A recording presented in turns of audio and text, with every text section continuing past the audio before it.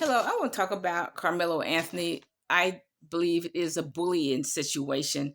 What I understand it just from that he'd been bullying this Metcalf has been bullying him for the last 2 years. This is my opinion. I'm just going by what people are saying. He'd been bullying him for the last 2 years, and one weekend he bullied him so much that he just stayed home. But see, you have to understand the psychology of a bully. A bully just, they are relentless. They do it month after month, year after year until a tragedy happens. Either they get killed or the victim suicide or something like that. I come from a family of bullies, so I understand the psychology of a bully. Um, I had to deal with bullies from the sixth grade on, so I know how to deal with them. Um, bullies keep bullying until a tragedy happens. Either they are killed or the victim dies. They just keep suicide. Usually, they just do that. Uh, my understanding is that Metcalf has been bullying him for 2 years, and Carmelo knew that he was going to bully him at this track meet. That's why he put.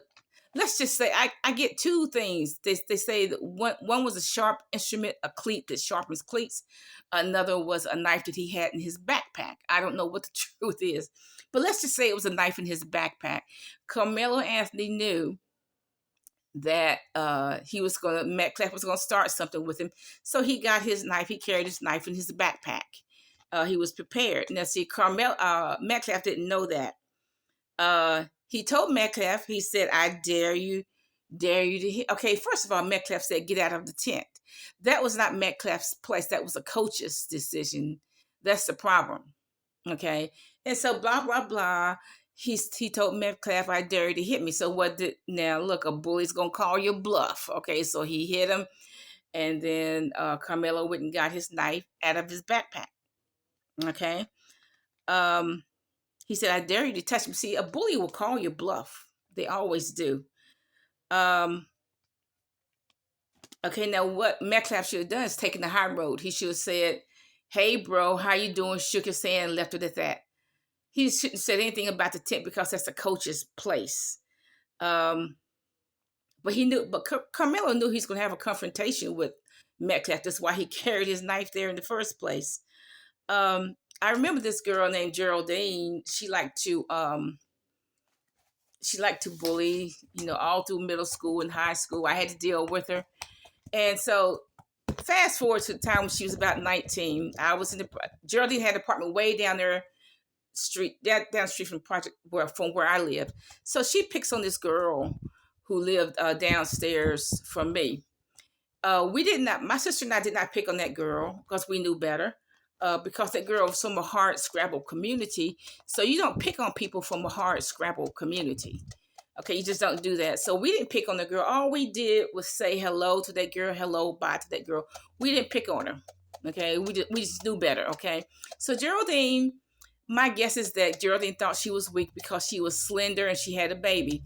So Geraldine comes over to that girl Geraldine lives way down there. So Geraldine comes over and picks a fight with this girl. Blah, blah, blah, blah, blah, blah, blah.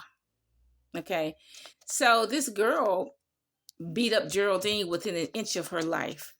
And if it wasn't for the person that stopped the fight, it would have been bye-bye for Geraldine. Okay, but this girl beat her up. This slender girl beat her up within the inch of her life because me, my mother, and my sister were watching the whole thing from the window. Okay, this slender girl who she thought was weak, beat her up within the inch of her life. Geraldine's face was all black and blue. So that was Geraldine's last fight. Like I said, a tragedy has to happen. Then this girl named Sharetta, she messed with white girls in middle school and kept on in high school. And then I had to deal with her, okay?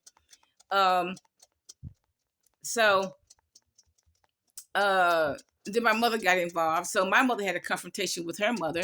And she said, let me go backtrack. See, what we had always heard was that Sharetta, when she would fight girls, she would pull their blouses off and pull their bras off. That's what we heard. I mean, white and the black girls told us that. Okay. So my mother had a confrontation with her mother and said, what's wrong with your daughter? Why can't she keep her hands off of girls? Why does she always have to take off a girl's bra? So the implication there is that Sharetta was a lesbian, which, the older I get, the more I know my mother was right. She was just an in the closet lesbian who took her aggression out on girls. Because back then in the 70s, um, people were still in the closet, kind of. They were still very much in the closet.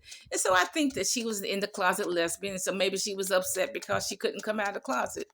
So, and after that, she stopped bullying because, see, now my mother knows that she's an in the closet lesbian. And so now the whole community knows that she's an in the closet lesbian.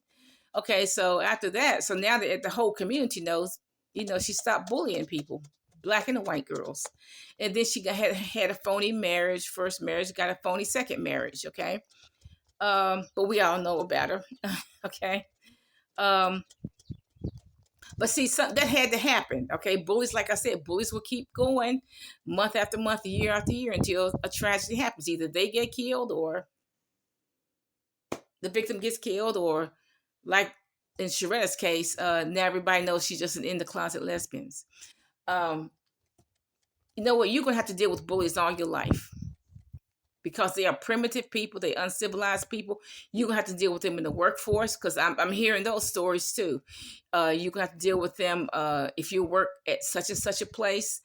You're gonna have to deal with the next door neighbors. You're gonna have to deal with all of them. You have to deal with bullies all your life because bullies have a certain mindset. They're primitive, and you got to deal with them on their level. They're primitive. They never will be civilized individuals. Okay, so you got to deal with them as they are. The uncivilized individuals. They will always be uncivilized individuals. So you got to deal with them on their level. In my opinion, of a bully is confront the bully. I've had to deal with bullies all my life. Okay, my opinion is to confront the bully. But I do think the Carmelo Anthony situation is a bully situation. However, I do also think that he has to have a very good lawyer to have a self-defense defense, because the jury can say, well, he could have walked away. He didn't have to go in his backpack and get the sharp instrument. The jury can say that. The jury can say that, well, Carmelo could have handled it different. Well, they're not going to think about Metcalf. Metcalf could have handled it different. He could have said, "Come on, hello, bro. Glad to see you. Have a nice day. Forget the tent." But Metcalf, by being a bully, he had to bully him one more time because that's the bully mindset. And look, see, this is what I don't understand. Why didn't Metcalf's parents stop him from bullying? They didn't even stop him. Maybe they didn't know, but I think they did. Bye.